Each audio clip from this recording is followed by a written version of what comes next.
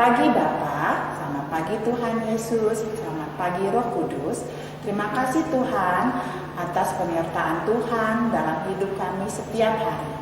Saat ini kami ingin memuji dan memuliakan nama Tuhan. Berkati kami ya Tuhan, biarlah hati kami memuji Tuhan dengan penuh sukacita.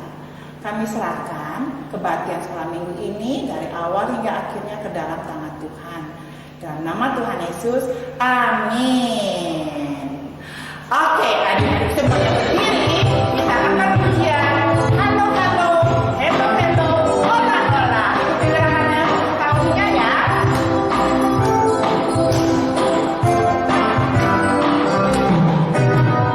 Halo, halo, hello, hello, hola, hola. Apa kabarmu? Cucu. Halo, halo, hello, hello, hola, hola. Apa kabarmu?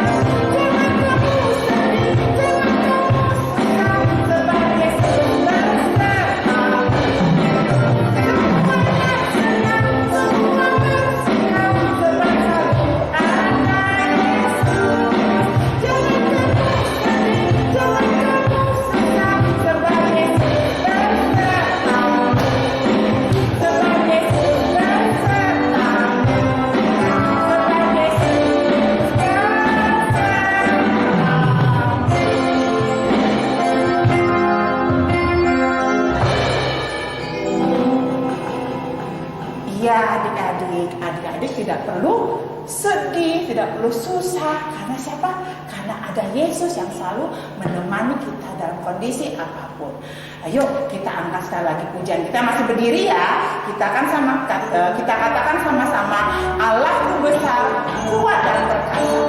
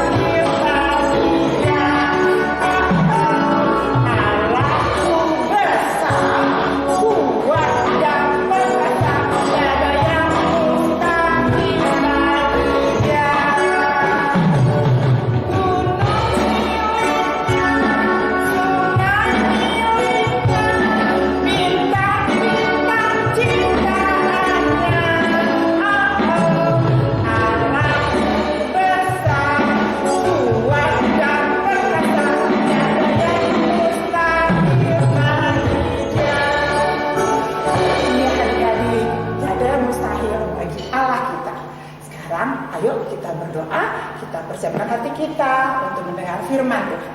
Halo, selamat pagi adik-adik. Adik-adik sudah siap untuk mendengarkan firman Tuhan? Kalau adik-adik di rumah sudah siap, sebelum mendengarkan firman Tuhan, kita berdoa dulu ya. Tuhan Yesus, kami mengucap syukur untuk penyertaan Tuhan di dalam hidup kami. Sekarang kami siap untuk mendengarkan firman Tuhan. Kiranya Tuhan memberkati kami, supaya kami dapat mendengarkan firman Tuhan dengan baik dan kami dapat melakukannya dalam hidup kami sehari-hari. Terima kasih Tuhan, di dalam nama-Mu kami sudah berdoa dan bersyukur. Amin. Adik-adik, bacaan kita pada pagi hari ini diambil dari Ezra 1 ayat 1 sampai 11. Ezra 1 ayat 1 sampai 11. Hari ini kita akan belajar dan mendengarkan firman Tuhan, bagaimana Tuhan memberikan kejutan kepada bangsa Israel. Wah, kejutan yang seperti apa ya adik-adik? Dan bagaimana perasaan bangsa Israel ketika mendapatkan kejutan dari Tuhan? Adik-adik penasaran dengan ceritanya? Mari kita mendengarkan sama-sama ya. Di masa kepemimpinan Raja Yoyakin, kerajaan Yehuda diserang oleh kerajaan Babel yang dipimpin oleh Raja Nebukadnezar. Penyerangan itu membuat bait Allah hancur. Seluruh perlengkapan emas dan perak dirampas oleh tentara Babel. Bukan hanya itu, mereka juga membawa orang-orang Israel ke Babel untuk menjadi budak di sana. Tuhan berkata melalui Nabi Yeremia bahwa mereka tidak akan diperbudak oleh Babilonia selamanya. Dan akan datang seorang raja yang akan mengalahkan Babel dan membawa mereka pulang kembali ke Yerusalem. Setelah 70 tahun berlalu, muncullah seorang raja dari kerajaan Persia yang bernama Kores. Raja Kores berhasil mengalahkan kerajaan Babel yang menjajah orang-orang Israel. Setelah itu, Raja Kores membuat sebuah keputusan penting bagi orang-orang Israel. Raja Kores mengizinkan orang-orang Israel untuk kembali ke kampung halaman mereka dan mendirikan bait Allah di sana. Raja Kores juga mengembalikan perlengkapan bait Allah yang telah direbut oleh Raja Nebukadnezar kepada orang-orang Israel. Perlengkapan-perlengkapan itu adalah 30 bokor emas, 1000 bokor perak, 29 pisau, 30 piala emas, 410 piala perak, 1000 buah barang-barang lainnya, dan barang-barang emas dan perak itu seluruhnya berjumlah 5.400. Anak-anak, kepulangan orang-orang Israel ke Kanaan adalah kejutan istimewa dari Tuhan. Sudah puluhan tahun mereka dikuasai oleh kerajaan Babel. Sukacita mereka terenggut. Mereka sedih. Tapi Tuhan memperhatikan kesusahan orang-orang Israel dan memberikan kejutan istimewa bagi mereka, yaitu hadirnya Raja Kores sebagai penyelamat mereka. Nah, anak-anak, tentunya yang menyelamatkan orang Israel adalah Tuhan melalui Raja Kores. Yang menarik bagi kita semua adalah Raja Kores ini bukanlah keturunan orang Israel loh. Dia adalah keturunan bangsa asing. Padahal kita semua tahu kalau orang-orang Israel tidak suka dengan orang asing karena mereka dianggap sebagai penyembah berhala. Tetapi tidak semua orang asing itu jahat loh. Ada juga orang asing yang juga bisa percaya kepada Allah Israel. Nah, Raja Kores ini adalah contohnya adik-adik. Ia adalah orang asing yang percaya kepada Allah Israel dan terpanggil untuk mendirikan bait Allah di Yerusalem. Adik-adik, apakah adik-adik pernah mendapatkan kejutan dari papa dan mama? Misalnya ketika adik-adik sedang ulang tahun, Tanpa diduga-duga, Papa dan Mama membawakan kue ulang tahun untuk adik-adik. Bagaimana perasaan adik-adik saat itu? Pasti senang kan? Atau misalnya ketika hari Natal, tanpa diduga-duga, Papa dan Mama memberikan adik-adik hadiah Natal. Wah, pasti adik-adik juga merasa senang ya. Nah adik-adik, itu juga yang dialami oleh bangsa Israel. Mereka sangat senang mendapatkan kejutan dari Tuhan berupa kebebasan melalui Raja Kores. Adik-adik, begitulah cara Tuhan bekerja di dalam hidup kita. Ada banyak sekali kejutan-kejutan yang mendatangkan kebaikan untuk kita semua. Kita tidak tahu kapan waktunya akan datang dan kapan itu semua akan terjadi. Tapi kita harus yakin dan percaya bahwa waktu Tuhan adalah waktu yang tepat dan yang terbaik untuk kita semua. Dan jika saatnya sudah tiba, kita pasti akan merasakan sukacitanya. Nah adik-adik, hari ini kita mau belajar, sekalipun kita merasakan sulit atau susah, kita harus yakin dan percaya bahwa pertolongan Tuhan akan datang untuk kita. Dan kita harus percaya bahwa waktu Tuhan adalah waktu yang tepat dan yang terbaik. Nah untuk itu adik-adik, selamat menantikan kejutan-kejutan dari Tuhan ya. Tuhan Yesus memberkati kita semua. Adik-adik, untuk ayat hafalan pada hari ini diambil dari Mazmur 66 ayat 5b. Mazmur 66 ayat 5b. Ia dahsyat dalam perbuatannya terhadap manusia. Kita ulang sama-sama ya adik-adik. Mazmur 66 ayat 5b.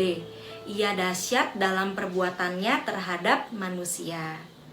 Nah adik-adik, itulah firman Tuhan mengenai Imam Ezra yang memimpin bangsa Israel nantinya untuk membangun bait Allah. Adik-adik, bagi umat Israel itu adalah sesuatu yang tidak mungkin karena mereka sudah pernah dibuang selama 70 tahun di negeri Babel. Wah, bagi kita atau bagi umat Israel mungkin sudah tidak ada harapan, tapi bagi Tuhan segala sesuatu itu mungkin. Tuhan bisa kembali membawa bangsa Israel ke tanah Israel dan mereka bisa bekerja kembali untuk membangun bait Allah nantinya. Sama dengan kehidupan kita. Kadang kita juga berpikir bahwa semuanya ini kesusahan hidup kita itu Tuhan kok sepertinya tidak melakukan apa-apa. Tapi ingat, Tuhan itu sekali lagi selalu memperhatikan kita dan Dia tidak pernah melupakan kita. Dia itu sanggup melakukan segala perkara di dalam kehidupan kita. Ya, mari kita angkat pujian bersama firman Tuhan kami dengan menyanyikan lagu Allah kita hebat dan besar. Allah yang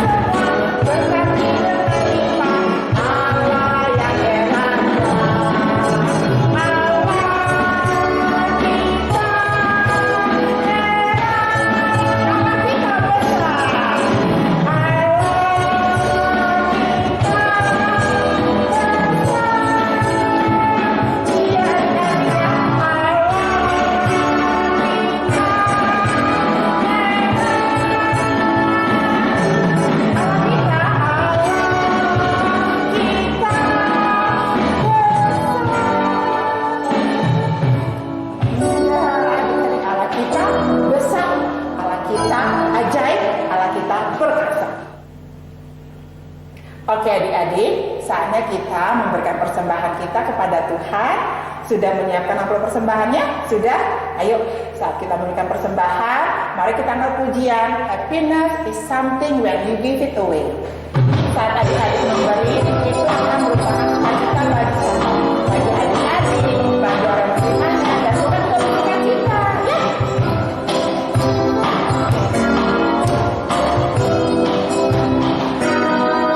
Happiness is something when you give it away. You give it away. You give it away. Happiness is something when you give it away. Then it comes right back to you. Oh, it's just like a magic penny. Hold on tight and watch them hanging. Let it stand it, give it away. Then it comes right back to you. Kita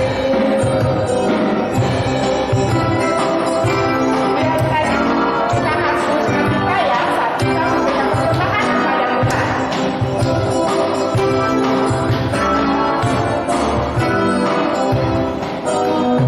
Happiness is something when you give it away. You give it away. You give it away. Happiness is something when you give it away. Then it comes right back to you. Oh, it's just like a magic penny. Hold on tight and watch them hanging. Let it stand it, give it away. Then it comes right back to you. Oh, it's just like a magic penny. Hold on tight and watch them hanging. Let it stand it, give it away. Then it comes right back to you. Then it Mari kita berdoa untuk persembahan kita. Lipat tangannya, tutup matanya. Tuhan Yesus, terima kasih Tuhan senantiasa memampukan kami untuk melakukan yang terbaik. Hari ini kami telah memberikan persembahan. Berkati Tuhan persembahan kami ini, supaya persembahan ini boleh menyukakan hati Tuhan, dan biarlah ini boleh dipakai untuk kemuliaan nama Tuhan saja. Terima kasih Tuhan Yesus. Kami juga berdoa untuk bangsa dan negara kami. Kami berdoa untuk pemimpin kami Tuhan. Berikan mereka hati yang bijaksana dan hikmat daripada Tuhan, supaya terus Tuhan dapat mengupayakan kondisi saat ini menjadi lebih baik lagi.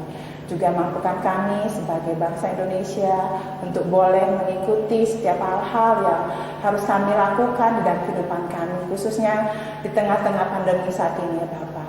Tuhan, kami juga menyerahkan doa-doa kami ini ke dalam tangan Tuhan. Di dalam nama Tuhan Yesus, Sang Juru Selamat kami yang sangat baik, kami telah berdoa dan mengucap syukur. Haleluya, amin.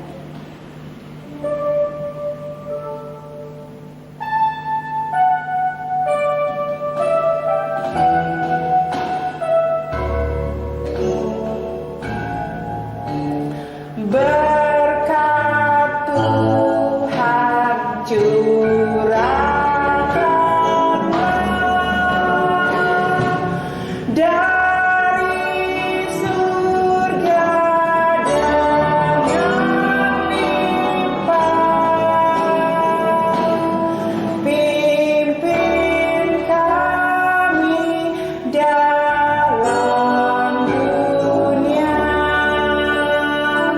dengan firman-Mu yang indah.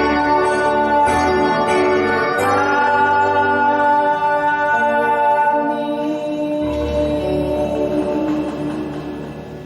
Ibadah kita telah selesai adik-adik. Sampai jumpa. Bye-bye.